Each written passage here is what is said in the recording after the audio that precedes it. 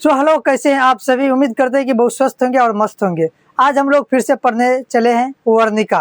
वर्णिका के कुछ चैप्टर को हम लोग पढ़ चुके हैं। दही वाली मगम्मा, दूसरा चैप्टर ढहते विश्वास, 2 चैप्टर को कवर कर चुके हैं। आज है तीसरा चैप्टर जो मौ कहानी है, और मौ बहुत ही प्यारा चैप्टर है और इसमें बहुत ही दर्द भरी भी हम लोग कहानी को पढ़ेंगे, साथ में समझेंगे, तब जाके पता चलेगा। तो हम लोग अभी पढ़ने जा रहे हैं मौ कहानी, जिनके लेखक कौन है। पहले हम लोग लेखक परिचय जानेंगे, फिर उसके बाद हम लोग बारी बारी से जानेंगे इनके कहानी को। तो आइए हम लोग पहले जानते हैं ये मौ कहानी जो है, ये मौ कहानी ये कहाँ से लिखी गई है, किन लेखक की है। तो देखिए, हम लोग वो बात तो करेंगे, लेकिन पहले हम लोग कुछ बातें कर लेते हैं कि क्या क्या पढ़ना है। ठीक है, हम लोग सबसे पहले लेखक परिचय पढ़ेंगे। लेखक परिचय पढ़ेंगे। लेखक परिचय के बाद हम लोग कविता को पढ़ेंगे। कविता को पढ़ेंगे, कविता के पढ़ने के साथ साथ हम लोग अर्थ भी समझेंगे। तीसरा हम लोग ऑब्जेक्टिव करेंगे। ऑब्जेक्टिव करेंगे, जितने भी इस कविता के ऑब्जेक्टिव होंगे, ऑब्जेक्टिव को करेंगे। सर सब्जेक्टिव को करेंगे, सब्जेक्टिव को करेंगे। ठीक है, इतने सारी बातों को हम लोग इसमें कवर करेंगे। ठीक है, तो सबसे पहले हम लोग लेखक परिचय को देख लेते हैं। लेखक परिचय को देख लेते हैं हम। ट्रिक से हम लोग को याद रखना है। कैसे याद रखना है सर? ट्रिक के माध्यम से याद रखना है कि मौ जो होती है, मौ बहुत ही ममताहीन होती है, बहुत ही ममता से भरी ये मौ शब्द है। तो हम लोग को याद रखना है कि जब मौ गुजर जाती है, जब मौ गुजर जाती है, खत्म हो जाती है, तो बहुत ही रोना आता है। क्या आता है? बहुत ही रोना आता है। तो हम लोग याद रखेंगे, जब मौ गुजर जाती है तो गुजराती। गुजर से क्या याद रखेंगे? गुजराती, यानी कि ये कहानी गुजराती है। कैसी कहानी है? गुजराती कहानी है। कैसी कहानी है? गुजराती कहानी है। मौ जब गुजर जाती है, मौ जब गुजर जाती है तो बहुत रोना आता है। तो गुजर से याद रखेंगे गुजराती। गुजर से क्या याद रखेंगे? गुजराती। मौ कहानी कैसी कहानी है? गुजराती कहानी है। ठीक है, इनके जो लेखक हैं, इनके जो लेखक हैं, इस कहानी के लेखक हैं ईश्वर पेट्रिकल। ईश्वर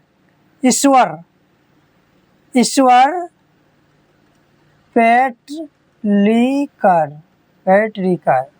ठीक है, इसको भी ट्रिक से याद रखेंगे। कैसे? मौ क्या होती है? ईश्वर के समान होती है, उसे याद रखेंगे ईश्वर पेट्रिकर। ठीक है, और इनके कुछ देख लेते हैं काव्य। ईश्वर पेट्रिकर, इसके कुछ काव्य देख लेते हैं हम लोग। काव्य देख लेते हैं। ये 2 काव्य किए थे। एक किए थे उपन्यास और दूसरा किए थे कहानी। दूसरा कहानी,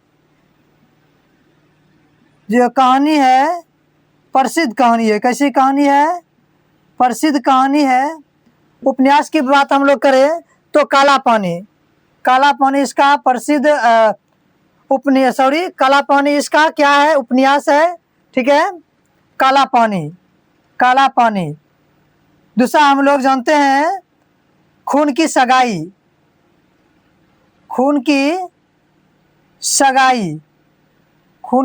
इनका प्रसिद्ध कहानी है।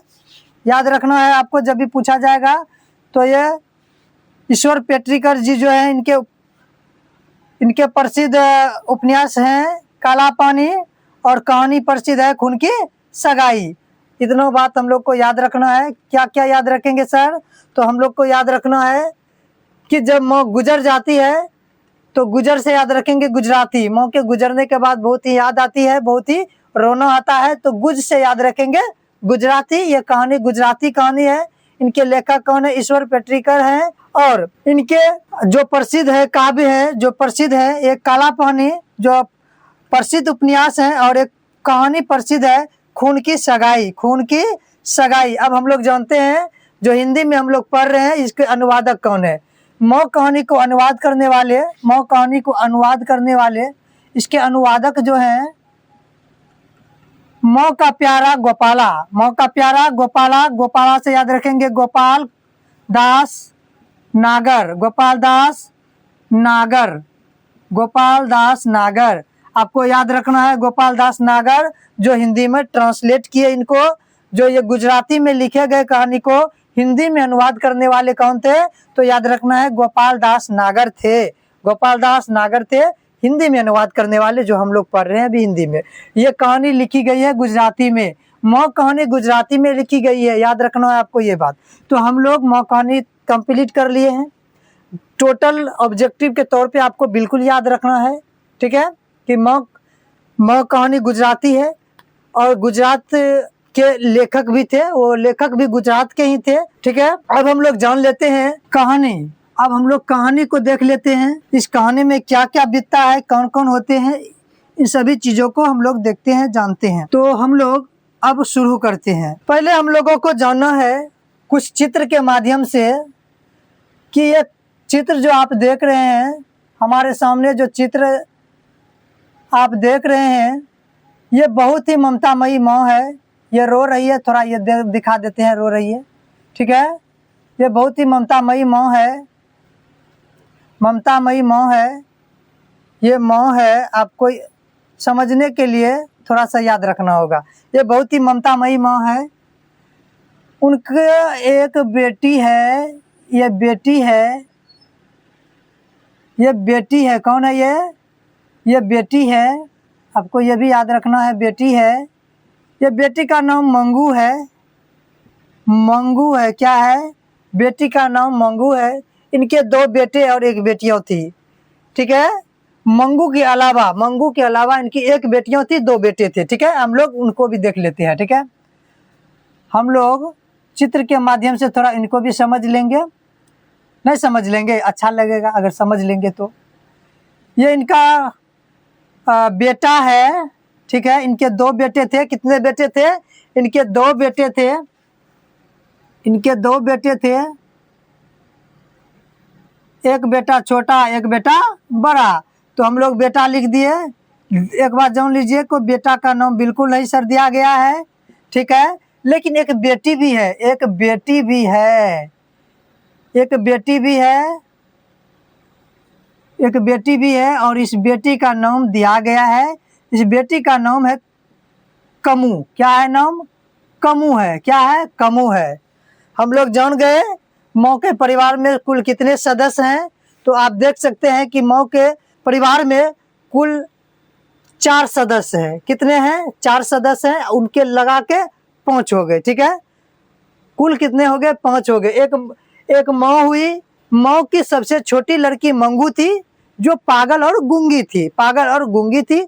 एक उनकी बड़ी बेटी थी जिनका नाम कमू था, कहीं पे कमू दिया गया, कहीं पे कमू दिया गया है। बेटी का नाम कमू था, बेटा का नाम सर बिल्कुल नहीं दिया गया है। हम लोग मान लेते हैं एक छोटा बेटा, एक बड़ा बेटा, एक छोटा बेटा, एक बड़ा बेटा। तो हम लोग अब कहानी को स्टार्ट करते हैं, ध्यान से सुनिएगा। मौ के सदस्य में, मौ के परिवार में कुल 5 लोग थे। एक मौ थी, एक मंगू थी, 2 बेटा थे उनके और 1 बेटी थी, ठीक है। तो आपको पूछा जाएगा कि मंगू के अलावा मौ के परिवार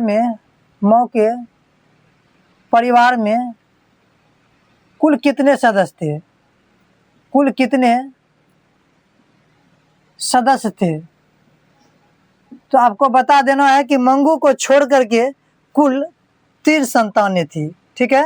मौ के परिवार में मंगू के अलावा 3 संतानें थी, ठीक है। मौ जी के कितने बेटे थे, तो 2 बेटे थे, 2 बेटे थे, ये भी आपको याद रखना है। और बेटी कितनी थी, तो 2 बेटी थी, 2 बेटी थी। मंगू कितने नंबर पे आती थी, तो मंगू सबसे लास्ट में आती थी, सबसे छोटी लड़की थी। सबसे छोटी लड़की थी कौन थी, मंगू सबसे छोटी लड़की थी। इसकी बड़ी बहन का नाम कमू था, आपको यह भी याद रखना है। अब हम लोग कहानी को देखते हैं। देखिए मौ के 2 बेटे थे, दोनों बेटे शहर में रहा करते थे, दोनों सेटल थे, नौकरी वगैरह लगा हुआ था, दोनों वहाँ पे सेटल थे। उनकी एक बहन थी, और मंगू जो थी, मंगू के बारे में हम आपको बताते हैं। मंगू जन्म से ही पागल और गूंगी लड़की थी, पागल और गूंगी लड़की थी, यहाँ तक हम लोग जान गए। तो गांव वाले मौजी को कहा करते थे कि मंगू को किसी अच्छे अस्पताल में, जहाँ पागल खाना है वहाँ पे उसको जमा कर दीजिए, वहाँ पे उसे भर्ती कर दीजिए और वहाँ छोड़ दीजिए, वहाँ मंगू बिल्कुल ठीक हो जाएगी। जब भी ऐसा बात सुनती थी तो मंगू की मौजी जो थी वो बहुत ही क्रोधित हो जाती थी। ऐसा लगता था कि वो रो रही है, वो बिल्कुल रो रही थी, ऐसा लग नहीं रहा था, वो बिल्कुल रो रही थी। और वो दो बात खुद दूसरे को सुना देती थी, जो गांव के लोग उसे कहते थे इस तरह से मंगू के बारे में कि उसे अस्पताल में भर्ती कर दीजिए, तो दो बात उसे ही सुना दिया करती थी मौजी। तब से गांव वाले कुछ भी नहीं कहा करते थे, क्योंकि मौजी जो सुना देती थी इसी वजह से। तब क्या हुआ आगे, उनके गांव में, मंगू के गांव में, मौजी के गांव में जब भी कोई आते थे, वो क्या कहते हैं, औषधि वाले आते थे या फिर कोई भी शिलाजीत बेचने वाले कोई भी अगर आया करते थे, तो मौ सबसे पहले आगे होकर मंगू किसी तरह ठीक हो जाए, मंगू किसी तरह ठीक हो जाए, उसके लिए वह औषधि लेने के लिए चले जाते थे। शिलाजीत बेचने वाले जो आते थे, जो इस तरह की दवाइयों फक्की वगैरह जो होते हैं बेचने वाले आया करते थे, तो मौ दौड़ के जाती थी सबसे पहले और उसे बताती थी कि मेरी बेटी गूंगी है, पगली है, उसे किसी प्रकार की औषधि दीजिए जिससे वो ठीक हो जाए। तब क्या हुआ, और गांव में जहाँ भी मतलब चर्चा होता था कि अरे वहाँ पे पगली लड़की थी, पागल थी, गूंगी थी, वो ठीक हो गई, तो ऐसी सब जगह ऐसी सब बातों को माँ बड़ी ही गौर से सुना करती थी, ठीक है, बहुत ही गौर से सुनती थी। उसके बाद क्या हुआ, कोई ज्योतिषी आया, कोई मतलब पंडित लोग आए उसके गांव में और बताए मौजी को कि मंगू, आपकी जो बेटी मंगू है वो ठीक हो जाएगी। आने वाले अगहन का महीना, याद रखना, अगहन का महीना इनके लिए बहुत शुभ है। क्या है, इसके लिए बहुत शुभ है, इस अगहन के महीने में वह ठीक हो सकती है। अगहन महीना आप जानते हैं हिंदी कैलेंडर के अनुसार अगहन, पूष, कार्तिक ये सब जो होते हैं, तो अगहन महीने इनके लिए बहुत ही शुभ है। आप इस महीने का इंतजार आपको करना होगा, तब जाके मौ के लिए अगहन महीना बहुत ही आराध्य देव बन गया। क्या बन गया, आराध्य देव। आपको पूछा जाएगा कि कौन सा महीना मौ के लिए आराध्य देव बन गया, तो अगहन का महीना। कौन सा महीना, अगहन का महीना। अगहन का महीना आया, अगहन का महीना आया, लेकिन मंगू बिल्कुल ठीक नहीं हुई। अगहन का महीना जब आया, मंगू बिल्कुल ठीक नहीं हुई, ठीक तो नहीं हुई, लेकिन उसी के गांव का एक लड़की उसी के गांव का एक लड़की शहर में उस स्कूल का नाम था कन्या उच्च विद्यालय, शायद यही स्कूल का नाम था, कन्या उच्च विद्यालय। वहाँ पढ़ने वाली उसी के गांव का, मौज के ही गांव की एक लड़की थी, कुसुम। कौन थी, कुसुम थी। आपको याद रखना है, मौज के ही गांव की एक लड़की थी, लड़की का नाम था कुसुम। क्या था, कुसुम। वह पागल हो गई। क्या हो गई, वह पागल हो गई। मंगू के जैसे ही पागल हो गई। वह पैखाना का और पेशाब करने का ध्यान नहीं रख पाती थी, जिस तरह से मंगू हो गई थी। तो कुसुम के परिवार वालों ने निश्चय किया कि इसको अब हॉस्पिटल में, अस्पताल में पहुंचा दिया जाए। क्या किया जाए, पहुंचा दिया जाए। तो जब ऐसी बातें मौजी सुनी तो उसे बहुत ही एकदम कठोरता आ गई कि अगर उसकी माँ होती, कुसुम की अगर माँ होती, तो बिल्कुल अपने बच्चे को ऐसी जगह नहीं भेजती, ठीक है, ऐसी जगह नहीं भेजती। क्योंकि माँ जो थी मतलब पुराने ख्याल वाली औरत थी, वो समझती थी कि वहाँ हॉस्पिटलों में, अस्पतालों में, जिसे हम लोग पागल खाना कह सकते हैं, जहाँ पर पागलों को रखा जाता है, वहाँ पे अपंग जानवरों की गौशाले की जैसा रखा जाता है। गौशाला कहते हैं जहाँ पे गाय वगैरह को रखा जाता है, उसे गौशाला कहते हैं। जहाँ पे अपंग जानवर, अपंग क्या होते हैं, जहाँ पे एकदम बीमार और मतलब अपाहिज जानवरों को रखा जाता है, उसे गौशाला कहा जाता है। उसे जिसे कि कोई देख रेख ना करने वाला हो गौशाला में, उस तरह से हॉस्पिटल में वो समझती थी कि हॉस्पिटल में इस तरह से जानवरों की भांति रखा जाता है और कोई भी देख रेख करने वाला वहाँ नहीं होते हैं, उतना देखभाल नहीं होती है। इस तरह की ख्याल की मौत थी, ठीक है, पुराने ख्याल की मौजी थी। तब क्या हुई, कुसुम को अस्पताल पहुंचाया गया। पहुंचाने के बाद कुछ ही दिनों के बाद उसके जीवन में सुधार आने लगा। सुधार होता देख और वहाँ से जो समाचार गांव आता था तो थोड़ा थोड़ा विश्वास होने लगा, माँ को विश्वास होने लगा।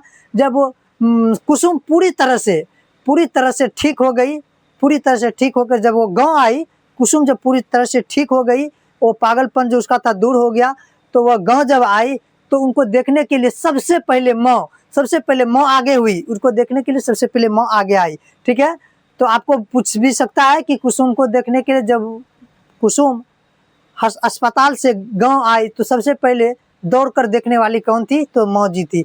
सबसे पहले माँ जी कुसुम को देखने के लिए आगे आई और एक दिन बाद कुसुम को अपने घर पर बुलाया। अकेले में माँ जी कुसुम को घर पे बुलाए और माँ जी पूछती है कुसुम से कि वहाँ पे कैसे रखा जाता है। तो वो सारी बातें बताई माँ जी को। उसके बाद क्या हुआ, गांव वाले भी, कुसुम जो इस तरह से ठीक हो गई तो माँ जी को गांव वाले समझाए बुझाए कि देखिए आपकी बेटी मंगू भी ठीक हो सकती है।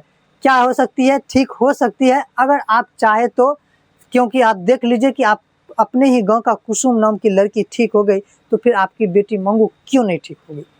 इतने पर इस बार थोड़ा सा क्या हुआ कि माँ जी को विश्वास हुआ और अस्पताल के बारे में अपने मुंह से कुछ अच्छा शब्द बोली। क्या बोली? कुछ अच्छा शब्द वो बोली।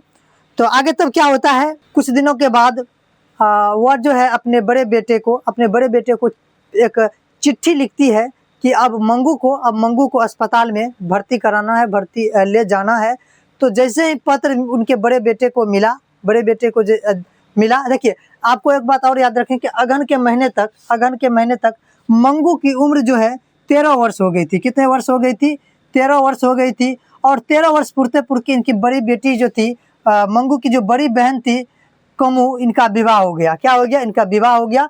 13 वर्ष पूर्ति जिस अगहन के महीने में मंगू की उम्र जो है 13 वर्ष पूर गई। और 13 वर्ष जब इनकी पूरी तो मंगू की बड़ी बहन का शादी करा दिया गया, शादी हो गया कमू की। ठीक है, शादी हो गई। अब हम लोग वहां तक पहुंचते हैं।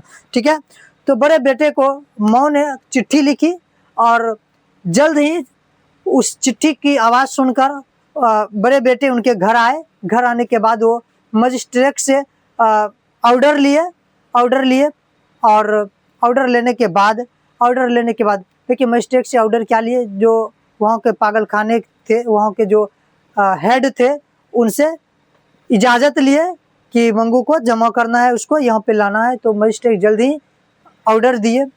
1 सप्ताह बाद ऑर्डर आया, मतलब ले जाने का इन्फॉर्म आया कि 1 सप्ताह बाद आ गया। तो अब क्या हुई, कल जाने की बारी थी, मंगू को अस्पताल ले जाना था। रात में ही माँ बड़ी बेचैनी हो गई, बहुत सारा मतलब उसके माइंड में घूमने लगा कि यहाँ पर हम बहुत प्यार करते हैं और अपने से पैखाना का ध्यान, पेशाब करने का ध्यान, कपड़ा धोना, रखना, सवार के कपड़ा पहनाना, बाल सीट के बांध देना, ये सभी काम हम कर देते हैं और वहाँ पे अस्पताल में कौन करेगा। ये बातें रात भर इनके मन में चुभ रही थी और रात भर माँ जी सो नहीं पाई। सुबह हुआ, फिर उनके बड़े बेटे तैयार होने को कहा, तैयार हुई। पड़ोसन जो थी, बगल की जो पड़ोसन थी, वो भी मिलजुल कर सभी मंगू को, उनकी माँ को रेडी की और बैलगाड़ी से शहर जाने के लिए, ट्रेन तक जाने के लिए बैलगाड़ी से मंगू और मंगू की माँ और उनके बेटे तीनों गए। तो रेलगाड़ी तक पहुंचने के लिए मंगू की माँ और बड़े बेटे तीनों किसके सहारे से गए? तो बैलगाड़ी। किसके सहारे से गए? तो बैलगाड़ी से तीनों ट्रेन तक पहुंचने के लिए बैलगाड़ी का उपयोग किए और वहां पे गए। जाने के बाद ट्रेन में जब ट्रेन में बैठे तो कुछ घुनसुन सा यही हुआ कि जो मुसाफिर थे ट्रेन में बैठे, आसपास के जो व्यक्ति थे, उन सभी को पता लग गया कि ये मंगू जो है पागल और गूंगी लड़की है और इसकी माँ जो है अस्पताल भर्ती करवाने के लिए, इसे अस्पताल में ले जाने के लिए चली है।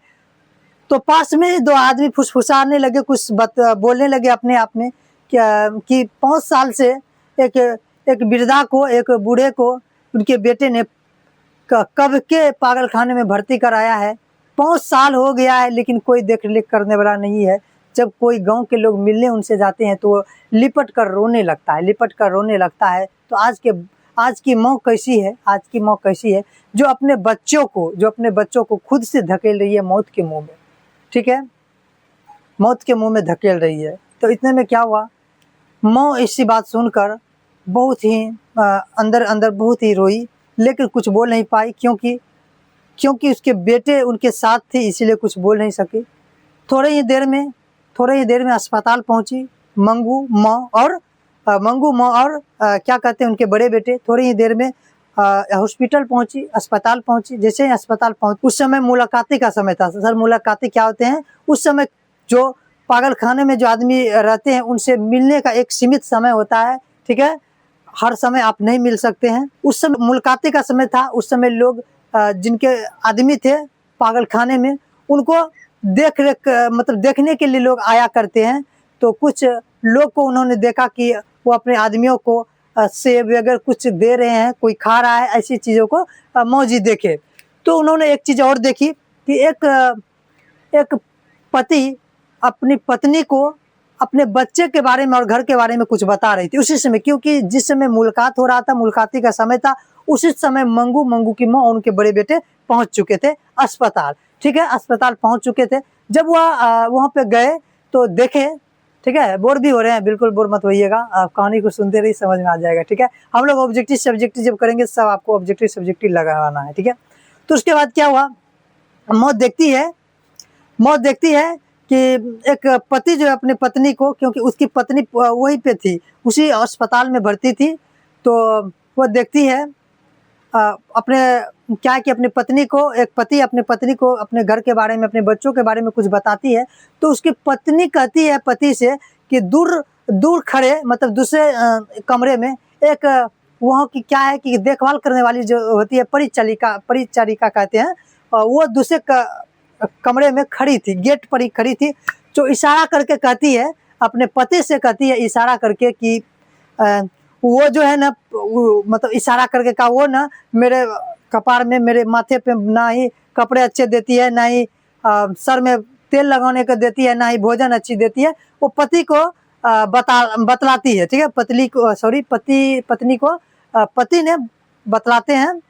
तो दूर खड़ी वो जो परिचालिका थी, सेवा करने वाली थी, वहाँ की सेवा देने वाली थी, वो आई और कहती है कि अब तुम्हें हम अच्छे खाने भी देंगे, अच्छे कपड़े भी देंगे और बाल में लगाने को तेल भी देंगे, आप बिल्कुल अभी आपके पति जो लाए हैं ना वो खा लीजिए, ठीक है, इतना कहते हैं। तो ठीक है, इतने पर ये बात यहाँ पे ख़त्म होती है। तब जाके थोड़े ही देर में मजिस्ट्रेट का ऑर्डर आया और मंगू को लेके अंदर गया, और मंगू को जैसे अंदर लेके गया तो थोड़ी ही देर में एक परिचालिका मंगू की हाथ पकड़ के जब अंदर ले जाने लगा तो मंगू की मम अंदर बहुत ही रोने लगी और बोलती है कि मंगू खुद से पेशाब नहीं कर पाती है। तब दूसरे तरफ से एक और आती है परिचालिका, वो कहती है कि आप बिल्कुल भी दिक्कत मत कीजिए, यहाँ पे हर एक व्यवस्था है, ठीक है, कपड़े धोने की व्यवस्था है। तब मंगू की माँ कहती है कि ये खुद से खाना नहीं खाती है, उसे कोर खिलाना पड़ता है। तब दूसरी परिचारिका जो आई थी वो बोली कि हम लोग यहाँ पे खिलाते भी हैं कोर करके, ठीक है, उसको खिलाते भी हैं। तब कहती है मंगू की माँ कि रोशनी में से नींद नहीं आती है। तब वही परिचालिका वो कहती है कि नींद की दवा दी जाती है। क्या बोली कि नींद की, यहाँ पे जिसे नींद नहीं आती है उसे नींद की दवा दी जाती है, आप बिल्कुल भी चिंता मत कीजिए, यहाँ पे जिसे नींद नहीं आता है रोशनी के वजह से उसे नींद की दवा दी जाती है, ठीक है। तब आगे क्या हुआ, इतना कहने के बाद मंगू के हाथ पकड़ के जैसे ही ले गया, मंगू तो चले गई। उसके बाद माँ जो है बहुत ही अंदर कसोटती रह गई। तब क्या होता है कि मंगू को वहाँ पे छोड़ के माँ जब ट्रेन पकड़ने पे आई, तो जब ट्रेन वो पकड़ने पे आई तो बगल में बैठी एक स्त्री ट्रेन में पूछती है कि क्या पूछती है कि किसकी मृत्यु हो गई है, इस तरह जो आप रो रहे हैं किसकी मृत्यु हो गई है। उस समय क्या था, रात में 11:15 बज गया था और उसकी पड़ोसिन जो बगल में रहती है, जो आसपास में रहते हैं, उसको पड़ोसिन कहते हैं। जो पड़ोसी होते हैं, पड़ोसी की जो पत्नी होती है उसे पड़ोसिन कहते हैं। तो खाना बना के रखी थी। जब मंगू की माँ जी और उनके बड़े बेटे घर जब आए तो पूछती है, पड़ोसिन पूछती है कि खाना खा लीजिए। तो मंगू की माँ कहती है खाना हम लोग नहीं खाएंगे, ठीक है। इतने कहने के बाद दोनों सो गए। मंगू की माँ और उसके बेटे सो गए, दलानी में सो गए। दूसरे कमरे में उसके बेटे, एक कमरे में इसकी माँ सो गई। सोने के बाद रात भर मंगू की यादें उसे सताती रही कि कौन उसे कपड़ा पहनाएगा, कैसे वो रहती होगी, उसे रात में कौन चादर ओढ़ाएगा। इस तरह की बातों को वो सोच कर उसे रात में नींद नहीं आती है, कैसे वो रहती होगी। इस तरह की सारी बातों को सोचते सोचते रात भर वो सोचती रही।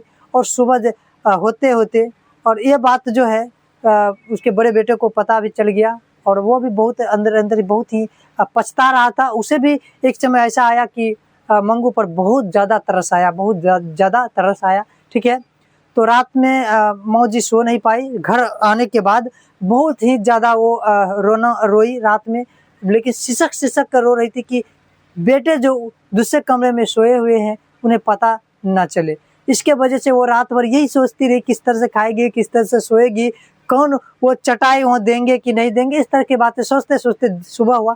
सुबह ही जैसे हुआ तो देखती है उसके गांव के लोग, उसके घर में कुछ आवाज़ आई, मतलब आवाज़ आई, कुछ फेंकने उगने का नहीं होता, जैसे पागल आदमी इधर फेंकने लगना, इधर कुछ उखाड़ के फेंकने लगा, उस तरह की आवाज़ आई।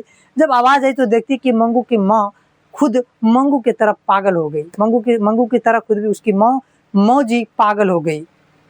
तो कहानी यहाँ पे हमारा खत्म होता है। तो हम लोग इससे क्या सीखे?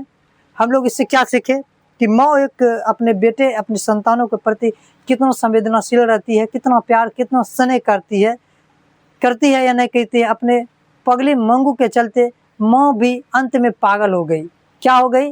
माँ भी अंत में पागल हो गई। क्या हो गई? पागल हो गई। तो हम लोग इसी के साथ एक शायरी हम लोग जो लिखे हैं उनको आपके साथ प्रस्तुत करना चाहते हैं। देखिए आपको अच्छा लगेगा, बिल्कुल अच्छा लगेगा। तो उसके बाद हम लोग कुछ क्वेश्चन आंसर हैं उसको भी डील कर लेंगे। कि शायरी तो किसी और की है लेकिन जुआ मेरी है। कि मैं नींद में था मुझे सजाया जा रहा था, मैं नींद में था मुझे सजाया जा रहा था, बड़े प्यार से मुझे नहलाया जा रहा था, बड़े प्यार से मुझे नहलाया जा रहा था। मेरे पास हर अपना उस वक्त था, फिर भी हर किसी के मन में मैं भुलाया जा रहा था, फिर भी मैं हर किसी के दिल में भुलाया जा रहा था। जो कभी देखते भी नहीं थे मोहब्बत की निगाहों से, जो कभी देखते भी नहीं थे मोहब्बत की निगाहों से, उनके दिल में मैं उस वक्त प्यार जताया जा रहा था, प्यार जताया जा रहा था। मालूम नहीं क्यों हैरान था हर कोई मुझे सोते देखकर, मालूम नहीं क्यों हैरान था हर कोई मुझे सोते देखकर। जोर जोर से मुझे जगाया जा रहा था, जोर जोर से मुझे जगाया जा रहा था। मोहब्बत की इंतहा थी जिन लोगों में, मेरे लिए उन्हीं के हाथों में दफनाया जा रहा था, उसी के हाथों में दफनाया जा रहा था। इस दुनिया में कोई किसी का हमदर्द नहीं होता दोस्त, इस दुनिया में कोई किसी का हमदर्द नहीं होता दोस्त। लाश को शमशान कब्रिस्तान में रख कर अपने लोग ही पूछते हैं कि कितना वक्त लगेगा और जलने में। तो हम लोग अब थोड़ा सा क्वेश्चन आंसर को कर लेते हैं और ऑब्जेक्टिव को कर लेते हैं। और चलिए अब हम लोग ऑब्जेक्टिव को डील कर लेते हैं। देखिए ऑब्जेक्टिव क्या है कि पहला है कि कौन सा महीना माँ के लिए आराध्य बन गया था। तो कौन सा महीना माँ के लिए आराध्य बन गया था? आप जानते हैं कि कोई महात्मा जो आए थे वो बताए थे कि मंगू के लिए जो है सबसे अच्छा महीना अगहन का होगा, जो इस महीने में मंगू ठीक हो जाएगी। तो उस दिन से वो इंतजार कर रही थी अगहन महीना का, और अगहन महीना माँ के लिए आराध्य देव बन गया था। क्या बन गया था? आराध्य देव बन गया था। आपको याद रखना है कि अगहन का महीना जो था, देख लीजिए अगहन का महीना जो था, अगहन का महीना माँ के लिए आराध्य देव बन गया। मंगू की प्राकृतिक मौत को माँ क्या मानती थी? देखिए माँ चाहती थी कि अगर प्राकृतिक रूप से अगर अपने से वो मर जाए तो छुटकारा हमारा भी हो जाएगा, लेकिन जानबूझकर हम अपने से मौत के मुंह से धकेल दे, ये अच्छी बातें नहीं है। इसीलिए प्राकृतिक अपने से मौत अगर हो जाए तो इसके लिए वो छुटकारा मानती थी। कौन? माँ भी मानती थी अगर मंगू की प्राकृतिक मौत हो जाए तो फिर ठीक है, लेकिन जानबूझकर हम इसे कुछ नहीं होने देंगे। ठीक है। दूसरा भी हम लोग डील कर लिए कि मंगू की प्राकृतिक मौत को माँ क्या मानती थी? तो छुटकारा मानती थी। क्या मानती थी? छुटकारा मानती थी। तीसरा देखते हैं, काला पानी किसका लोकप्रिय उपन्यास है? आप जान रहे ईश्वर पेटरीकर का है ये काला पानी। काला पानी क्या है, उपन्यास है। आगे जानते हैं अंदर किसी को देखने आने का नियम नहीं है। मेट्रन जो थे ना, मेट्रन जो थे वहाँ की परिचालिका जो थी वो बोली जब मंगू को अंदर जाने का इजाजत हुआ, जब मंगू को अंदर ले जा रहा था वार्ड में, जब वार्ड में ले जाया जाता था तो उस समय उसकी मौत होती थी, हम भी उसके अंदर जाए तो वहाँ अंदर की व्यवस्था को देखे। लेकिन मेट्रन जो थी वह कह दी कि नियम बना है कि कोई भी अंदर नहीं देखने के लिए, कोई भी अंदर नहीं जा सकती है, ना ही अंदर की कोई भी पदार्थ को कुछ भी वह देख सकती है। लेकिन क्या है कि मौजी ने देख ली थी अंदर में किस तरह से पागलों को रखा जाता है, क्योंकि वार्ड जो था, वार्ड का गेट थोड़ा सा खुला हुआ था, थोड़ा सा खुला हुआ था। उसमें देखी कि कोई मौ को अंदर से जो पागल थी ना, वो पूरी डरावनी ऐसे करके, मतलब पूरी डरावनी तरह से सीना एकदम टाइट करके दिखा रही थी मौ को। ठीक है, जब थोड़ा सा गेट खुला हुआ था तो मैं उधर झोंकी। तो ठीक है, हम लोग यहाँ तक जान गए। अब आगे देखते हैं पचमा क्या है। मंगू को भर्ती कराने के लिए मौत जी ने किसे पत्र लिखा, तो बड़े पुत्र को लिखा था। किसको लिखा था? बड़े पुत्र को लिखा था। मंगू के बड़ी बहन का नाम क्या था? कमू था। क्या था? कमू था। ईश्वर पेटरीकर किस भाषा के कथाकार है? तो गुजराती थे, वो गुजराती लिखा करते थे। आप जान रहे हैं मौ कहानी जो है ईश्वर पेटरीकर जी ने ही लिखे हैं, जो गुजराती में लिखे हैं, लेकिन हिंदी में ट्रांसलेट करने का काम गोपाल दास नागर ने किए हैं। आगे है कि जन्म से ही पागल कौन थी? हम लोग जान रहे हैं कि मंगू जो थी वह जन्म से ही पागल थी। मौ कहानी किस लेखक द्वारा रचित है? तो ईश्वर पेटरीकर द्वारा ये रचित है। मंगू की मौ को कितने संतानें थी? मंगू की मौ की टोटल 4 संतानें थी। मंगू थी, मंगू के 2 भाई थे, 1 बहन थी, 4 थे। मंगू की मौ अस्पताल के लिए किसकी उपमा देती थी? हमेशा वह गौशाले की उपमा देती थी। वह कहा करती थी कि जिस तरह से अपंग जानवरों को गौशाले में रखा जाता है, उसी प्रकार से पागलों को भी वहाँ पे अस्पताल में रखा जाता है। कोई देखभाल नहीं करते हैं उसका, झूठ मूठ का वहाँ अपाहिज बन के रहती है। मंगू कब से पागल थी? तो हम लोग जान रहे हैं कि मंगू जन्म से ही पागल थी। पागलों के अस्पताल में उपद्रवी मरीज को कैसे रखा जाता था? कमरे में बंद करके रखा जाता था।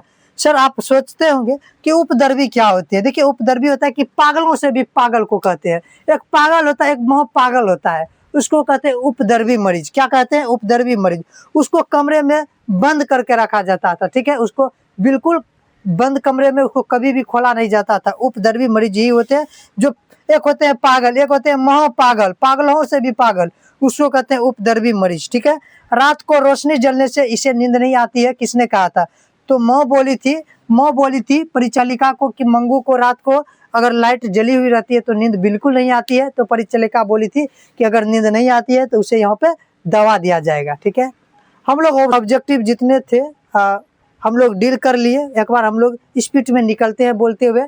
कौन सा महीना मौ के लिए आराध्य बन गया था? अगहन का महीना था। मंगू की प्राकृतिक मौत को मौ क्या मानती थी? छुटकारा मानती थी। काला पानी किसका लोकप्रिय उपन्यास है? ईश्वर पेटरीकर जी के हैं। अंदर किसी को देखने जाने का नियम नहीं है, मेट्रन ने बोली थी। मंगू को भर्ती करने के लिए मौजी ने किसे पत्र लिखा था? बड़े पुत्र को लिखा था। मंगू के बड़ी बहन का नाम कमू था। ईश्वर पेटरीकर किस भाषा के कथाकार है? गुजराती है। जन्म से ही पागल कौन थी? मंगू थी। मौ कहानी किस लेखक द्वारा रचित है? ईश्वर पेटरीकर द्वारा। मंगू की मौ को कितनी संतानें थी? 4 संतानें थी। मंगू की मौ अस्पताल के लिए किसकी उपमा देती थी? गौशाला को देती थी। मंगू कब से पागल थी? जन्म से ही पागल थी। पागलों के अस्पताल में उपद्रवी मरीज को कैसे रखा जाता था? कमरे में बंद करके रखा जाता था। रात को रोशनी जलने से इसे नींद नहीं आती है, किसने कहा था? तो मौ ने कहा था। हम लोग ऑब्जेक्टिव कर लिए, अब सब्जेक्टिव करेंगे। चलिए अब हम लोग प्रश्न उत्तर को देखते हैं। देखिए पहला क्वेश्चन है कि मंगू के प्रति मौ और परिवार, मंगू के प्रति मौ जो थी और मौ के जो परिवार थे, उनके बेटे और बेटियों थी, के अन्य सदस्य के व्यवहार में जो फर्क है अपने शब्दों में लिखिए। कहता है कि जो इस क्वेश्चन को पढ़ रहे हैं मौ और उनके परिवार के विषय में लिखिए कि मंगू के प्रति उनका मौ का विचार और उनके परिवार वालों का क्या विचार था, मतलब क्या व्यवहार था, किस तरह के व्यवहार करते थे मंगू के साथ में मौ और मौ के परिवार। तो हम लोगों को अपने शब्दों में लिखना है। आपको जो लगता है आप लिखिए, हमको जो लगता है वो, लेकिन कहानी के अनुकूल, कहानी में जिस तरह से कहा गया है।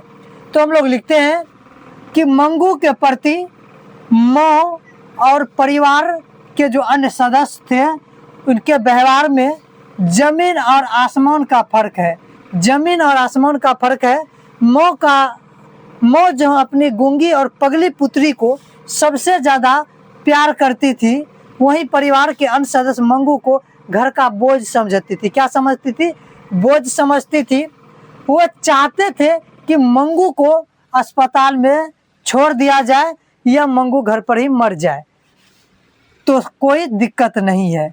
उनके परिवार वाले क्या सोचते थे? तो आप देख रहे हैं उसकी मौत तो मंगू से बहुत ज़्यादा प्यार करती थी, बहुत ही ज़्यादा। मंगू की मौत चाहती भी नहीं थी कि मंगू अस्पताल जाए, ठीक है। लेकिन उनके परिवार वाले जो थे, उनके दो मऊ जी की जो दो बेटे थे, एक बेटियों बड़ी बेटियों थी, वो चाहती थी कि अस्पताल पहुंचा दिया जाए। कहाँ पहुंचा दिया जाए? अस्पताल पहुंचा दिया जाए या मंगू घर पे ही मर जाए तो अच्छा रहेगा, कोई दिक्कत नहीं होगा। तो हम लोग को यहाँ तक लिख देना है, ये प्रश्न खत्म हो जाएगा, ठीक है। दूसरा प्रश्न है कि मंगू को अस्पताल में क्यों नहीं भर्ती करवाना चाहती थी? भर्ती करवाना क्यों नहीं चाहती थी मंगू को? तो मंगू को अस्पताल में भर्ती कराना नहीं चाहती थी क्योंकि माँ को ऐसा लगता था कि उसकी पागल और गूंगी बेटी मंगू का अस्पताल में ठीक से ख्याल नहीं रखा जाएगा।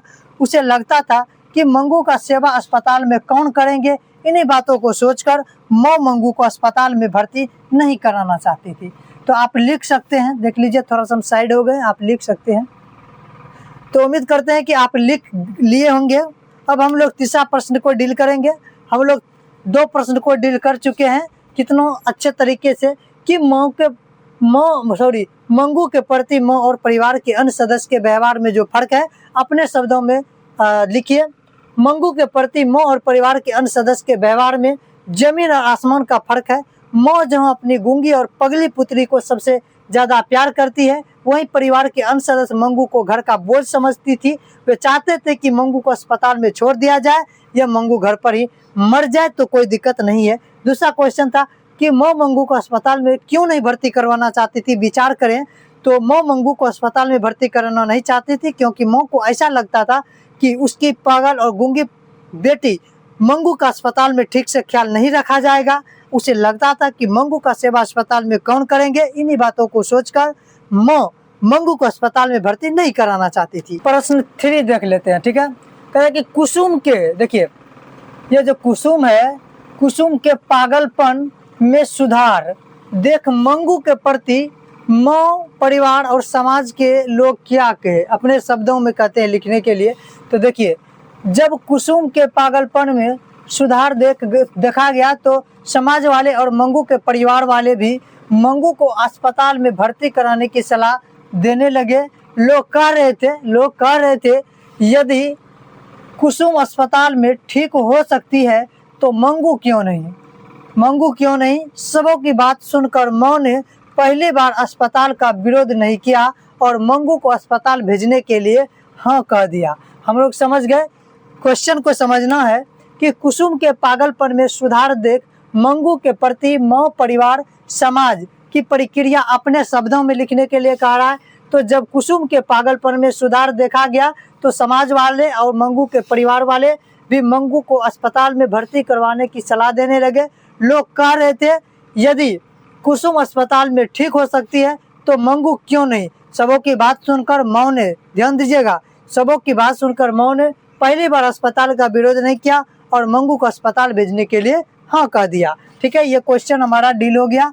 अब हम लोग दूसरा क्वेश्चन देखते हैं। चौथा, कहानी के शीर्षक की सार्थकता विचार करें। ठीक है, तो देखिएगा, माँ कहानी में एक माँ, ध्यान दीजिएगा, माँ कहानी में एक माँ का अपनी पागल और गूंगी बेटी के प्रति यथार्थ प्रेम को दर्शाया गया है।